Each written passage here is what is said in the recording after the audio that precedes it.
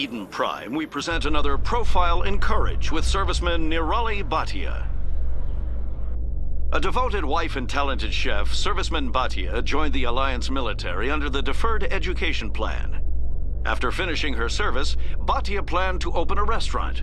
Instead, she gave her life protecting the colonists of Eden Prime.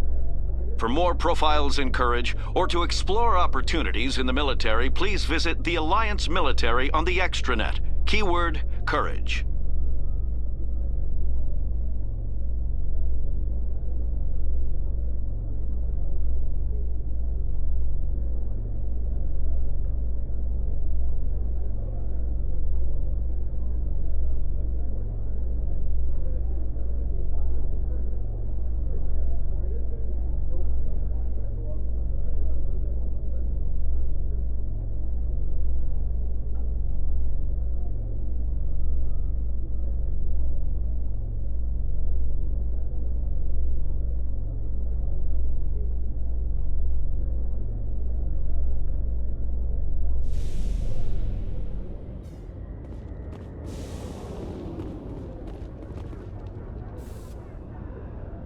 I've got big news for you, Shepard. Captain Anderson is stepping down as commanding officer of the Normandy. The ship is yours now.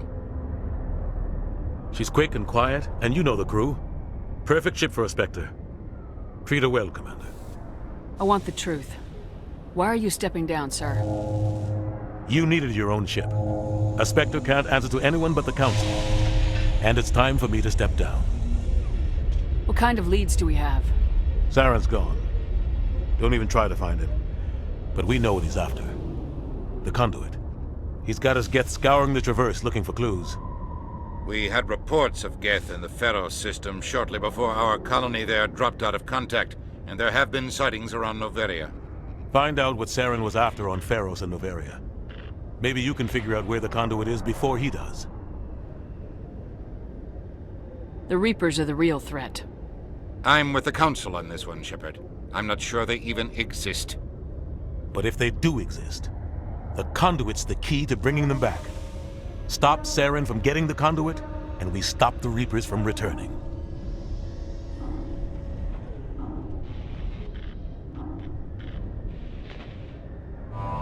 I'll stop him. We have one more lead. Matriarch Benezia, the other voice in that recording. She has a daughter, a scientist who specializes in the Protheans. We don't know if she's involved, but it might be a good idea to try and find her. See what she knows. Her name's Liara, Dr. Liara Tassoni. We have reports she was exploring an archaeological dig on one of the uncharted worlds in the Artemis Tau cluster. The colonists on Pharos might still be alive. It's your decision, Commander. You're a Spectre now. You don't answer to us. But your actions still reflect on humanity as a whole. You make a mess and I get stuck cleaning it up.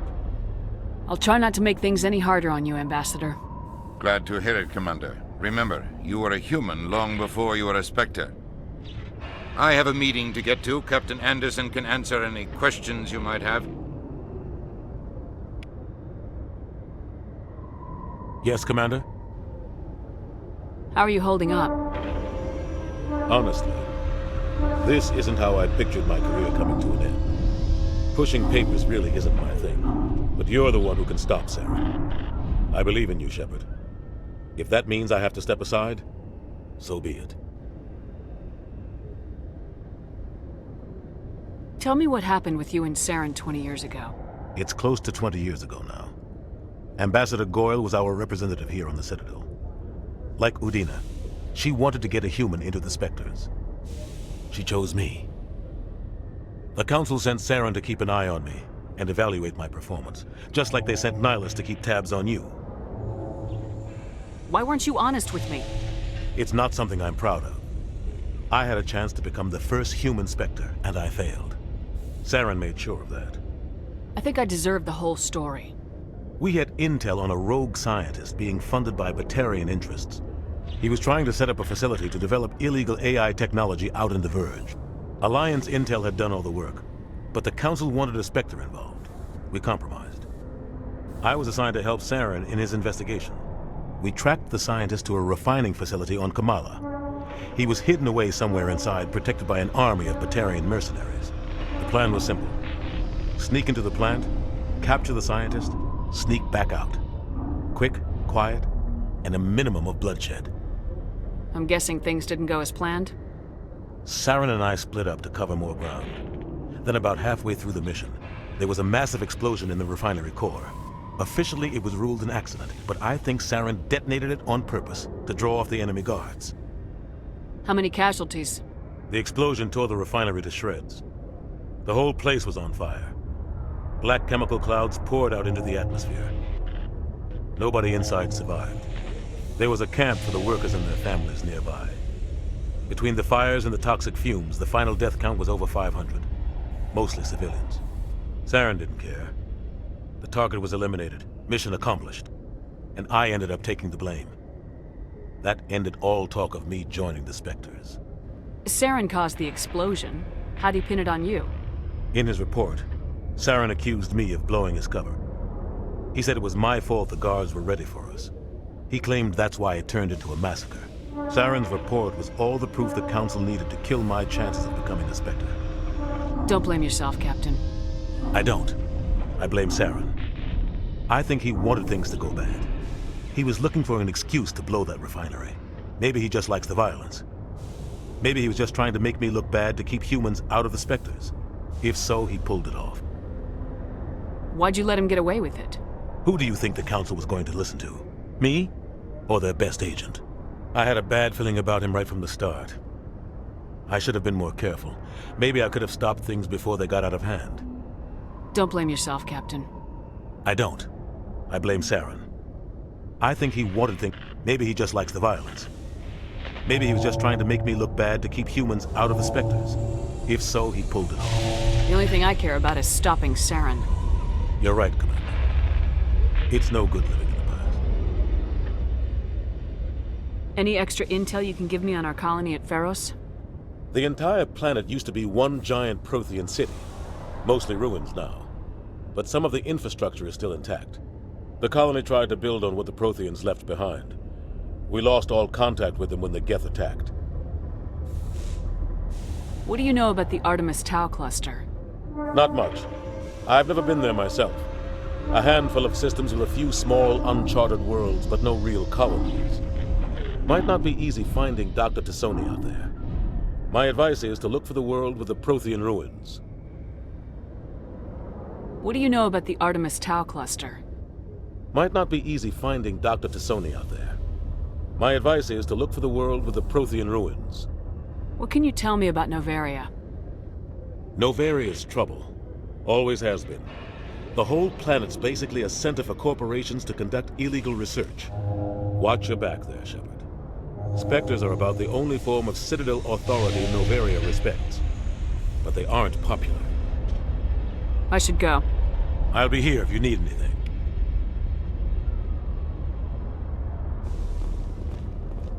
Decontamination in progress.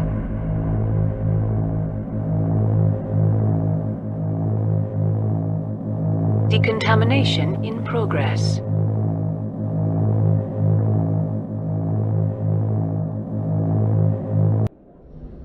I heard what happened to Captain Anderson. Survives 100 battles and then gets taken down by backroom politics. Just watch your back, Commander. If things go bad on this mission, you're next on their chopping block. Captain Anderson should be the one in charge. It's like I'm stealing the ship from him. Yeah, the captain got screwed.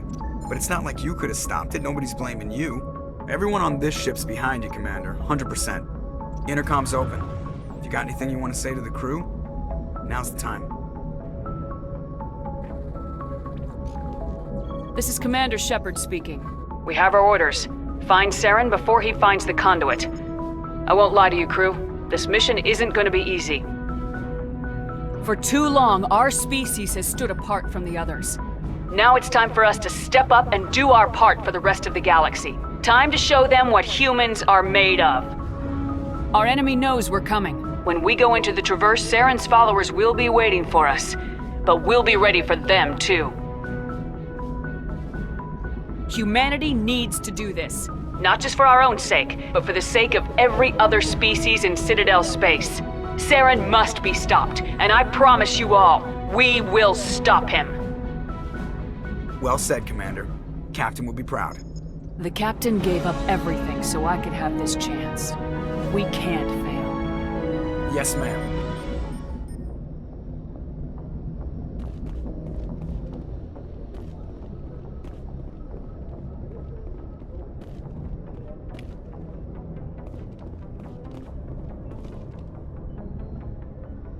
If anyone has to take over for Captain Anderson, I'm glad it's you. I'm not sure about having non-humans on our ship, though. We're all on the same team here, Presley. With all due respect, ma'am, that's what they said about Nihilus. Look how that turned out. Speak freely, Presley. I want to know if you have a problem with non-humans. It's not that, Commander. Humanity has always handled its own problems. Saren attacked one of our colonies. We should be the ones to stop him. We don't need their help. Some people think asking for help is a sign of weakness. That's just being stupid and stubborn. No matter how strong you are, allies can make you stronger. I guess so. Maybe I'm just stuck in the old ways of thinking. But don't worry, Commander, this won't be a problem. How did you end up assigned to the Normandy? I signed up with the Alliance as a navigator right out of school, following in my grandfather's footsteps, I guess. My first posting was on the Agincourt.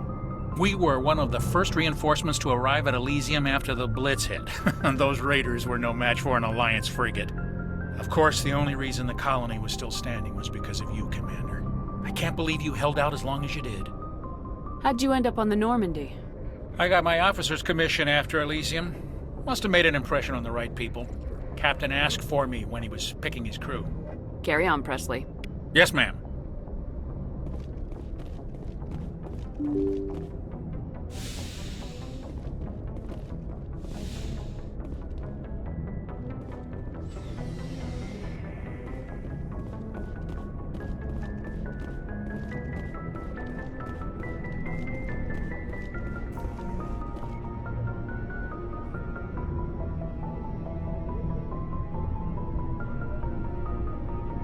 Anything you need, Commander? Just trying to get a sense of where the crew's at. Thoughts? I've wasted enough of your time for now, Commander. We'll have time for personal debriefings later. What's your opinion on the last mission? I don't see how we could have done things any better. At least not without getting to Eden Prime sooner. And we were on the scene faster than any other Alliance ship could have been. We'll talk another time, Lieutenant. Commander?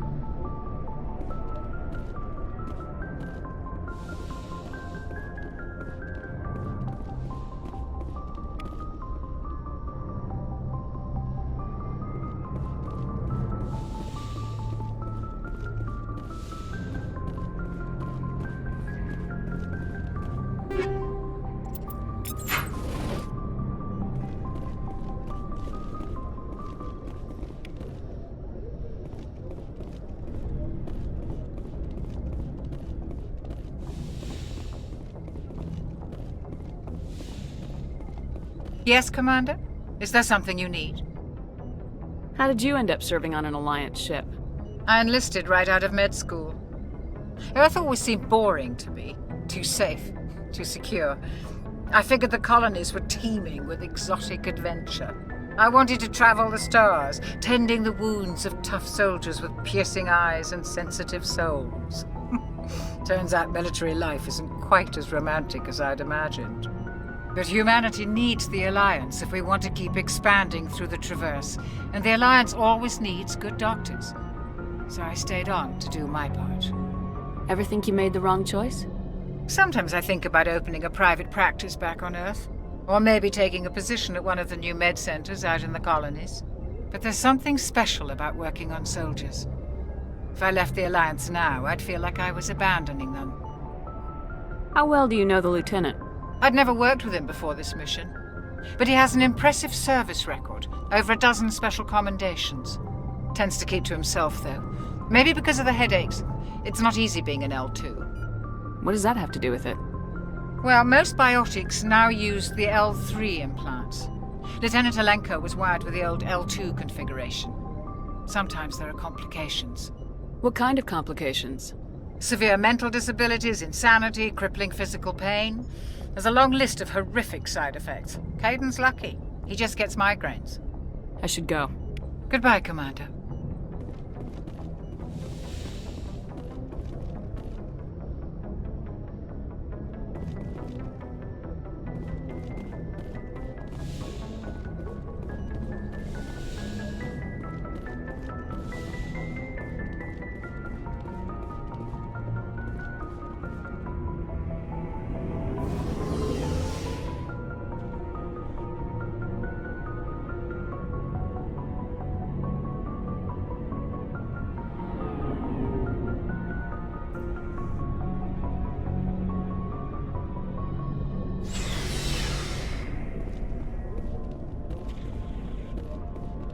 Nice ship you've got, Shepard. What can I do for you? What's your story, Rex? There's no story. Go ask the Quarian if you want stories. You Krogans live for centuries. Don't tell me you haven't had a few interesting adventures. Well, there was this one time the Turians almost wiped out our entire race.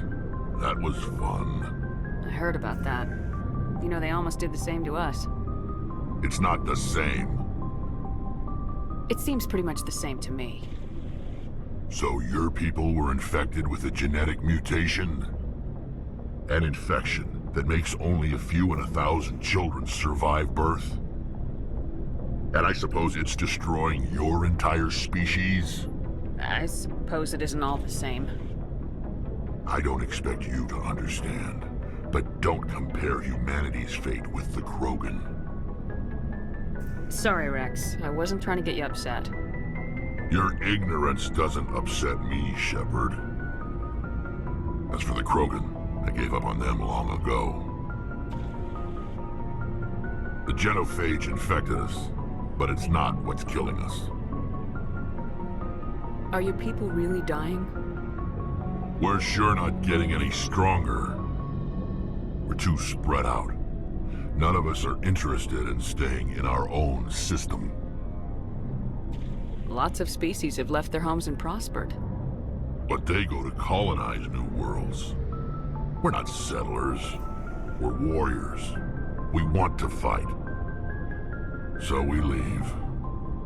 Hire ourselves out. And most of us never go back. What can you tell me about the genophage? Ask the Solarians if you want details. They made it. All I know, it makes breeding nearly impossible. Thousands die in stillbirth, and most never get that far. Every Krogan is infected, every one. And no one's rushing to find a cure. Why don't the Krogan try to find a cure? When was the last time you saw a Krogan scientist? You ask a Krogan, would he rather find a cure for the genophage or fight for credits? He'll choose fighting every time. It's just who we are, Shepard. I can't change that. Nobody can. So long, Rex. Shepard. Commander? Do you have a few minutes to talk? One-on-one? I'm sorry, Commander. I need to get my duty squared away. I wouldn't mind talking more later, though. What's your opinion of the last mission? Kinda wish you'd got there sooner, Commander. No offense, I appreciate the rescue. I just wish... You wish we'd been able to save the rest of your unit. Yes, ma'am. If I had been more alert, we wouldn't have been cut down by an ambush. The Geth are perfect ambushers. They don't move, they don't make noise, they don't even breathe. They have flashlight heads, ma'am. I'll make sure it doesn't happen again. Dismissed, Chief. Ma'am?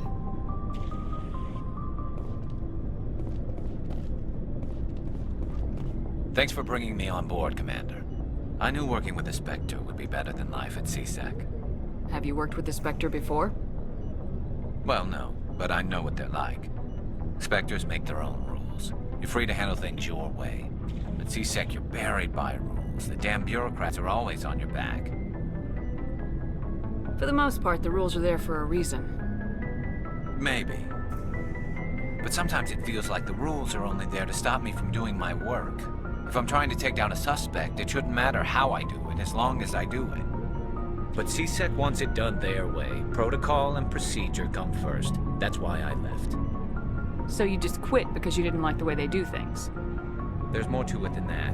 It didn't start out bad, but as I rose in ranks, I got saddled with more and more red tape. CSEC's handling of Saren was typical. I just couldn't take it anymore. I hate leaving.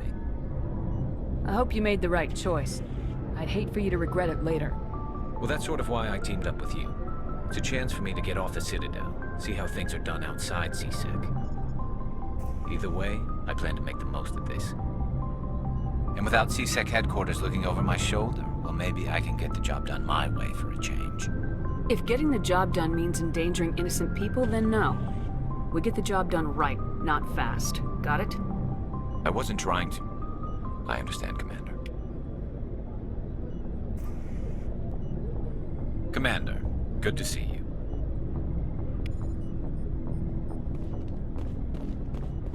Hey, Commander. Looking for some extra supplies before you head out? Not right now, thanks. No problem. Keep checking back.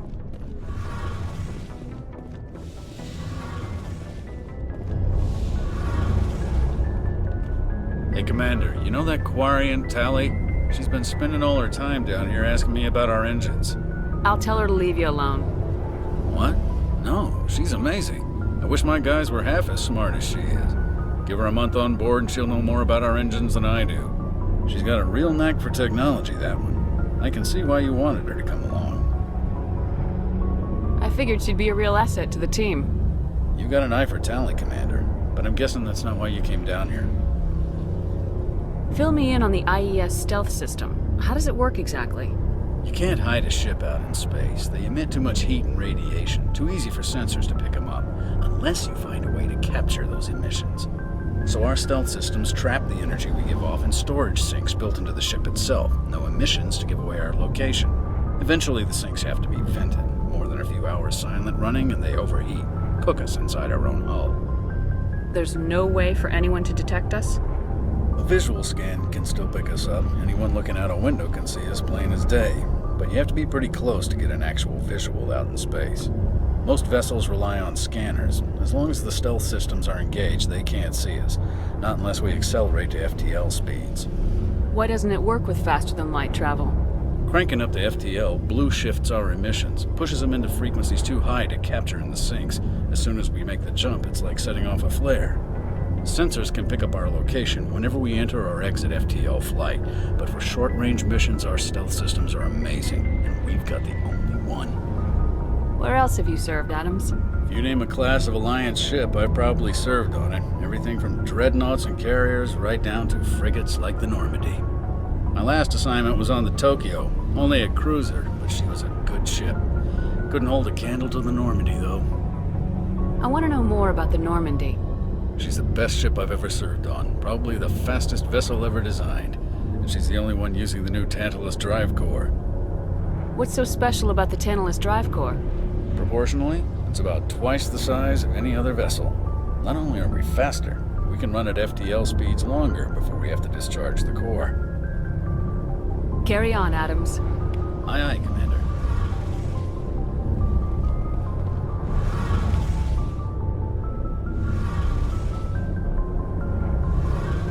Your ship's amazing, Shepard.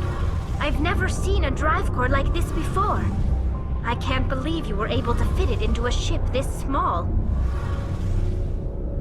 I'm starting to understand why you humans have been so successful. I had no idea Alliance vessels were so advanced. The Normandy's a prototype, cutting-edge technology. A month ago, I was patching a makeshift fuel line into a converted tug ship in the flotilla. Now, I'm sitting on board one of the most advanced vessels in Citadel space. I have to thank you again for bringing me along. Traveling on a vessel like this is a dream come true for me. I had no idea you found ship technology so interesting. It comes with being a Quarian. The migrant fleet is the key to the survival of my people. Ships are our most valuable resource. But we don't have anything like this. We make do with cast-offs and second-hand equipment. We just try to keep them running for as long as we can. Some of the fleet's larger vessels date all the way back to our original flight from the Geth. I can't believe your fleet's still using ships that are 3 centuries old. They're constantly being repaired, modified, and refitted. They aren't pretty, but they work. Mostly. We've tried to make ourselves as independent as possible on the flotilla, grow our own food, mine, and process our own fuel. But some things we just can't make on our own. A patch to maintain the hull integrity requires raw materials we just don't have. That's why our pilgrimages are so important. Tell me about your people. Our lives aren't easy. Resources are scarce, and we are constantly on the move. Everything we do must in some way contribute to the continuation of the migrant fleet. There are 17 million Quarians in the flotilla, and each of us relies on the others for survival. The bonds among my people are strong. Unfortunately, we have had to surrender many of the freedoms and civil liberties other species take for granted. What kind of freedoms? Well, it's illegal for parents to have more than one child. If our population grows too much, it would strain our resources to their breaking point. Of course, we also can't allow our numbers to become too few. If our population is in decline, the rule against single births is temporarily repealed. In extreme cases of population decline, incentives are even offered to encourage multiple births, though the Conclave hasn't had to take such measures in nearly a century. That's your government. The Conclave is our civilian branch of government. Each ship can elect a representative to serve on the Conclave and make decisions that affect the fleet as a whole. On matters that affect an individual ship, however, the captain has the final say. It's a tradition that dates back to the early days, when the fleet was governed by martial law. Fortunately, most captains nowadays are smart enough to have an elected council from their crew to give them advice and guidance. So the ultimate power rests with elected officials? In practice, the Conclave and the respective council for each ship tend to set the rules that govern our daily lives. But in theory, we are still under military jurisdiction. The 5 top-ranking military officials in the fleet serve on the Admiralty Board. These 5 have the power to overrule any decision by the Conclave in case of emergency. To do so requires unanimous agreement among the Admiralty, and they can only do this once. After that, the entire board must resign their posts. It's a safeguard that served us well. In nearly 3 centuries, the Admiralty Board has only overruled the Conclave 4 times. I want to know more about the Geth. I doubt I can tell you anything you don't already know. It's been almost 3 centuries since they drove my people into exile. All I know is the story of their origins, what they were when we created them, and how they turned on us. Interesting. The Geth were originally created to serve as an automated manual labor force. Initially, their intelligence was as limited as any VI. Over time, we made small modifications to their programming to allow them to perform more varied and complex tasks, bringing them closer and closer to true AI status. How come the Council didn't step in and stop you? This wasn't true AI research. We may have been skirting the bounds of the law, but we never did anything that was actually illegal.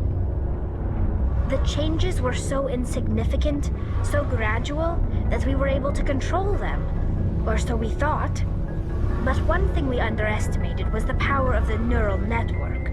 1 million Geth thinking simultaneously created an inherently unstable matrix. So the Geth share brainpower? Many of the Geth's logic systems were designed to work in concert with other nearby Geth. Basically, the more of them you have in a group, the smarter they are. So there's some sort of group consciousness? No, nothing like that. They cannot share sensory data or information. Their programming cannot handle that much simultaneous input. Each Geth maintains an individual awareness and identity. The neural network only operates on a process-based level. It's basically the synthetic equivalent of a subconscious. But when they're in close proximity, they can coordinate low-level functional processes, freeing up more capacity for original or independent thought. That doesn't make any sense. I'm probably oversimplifying. The Geth are incredibly advanced and complex creations.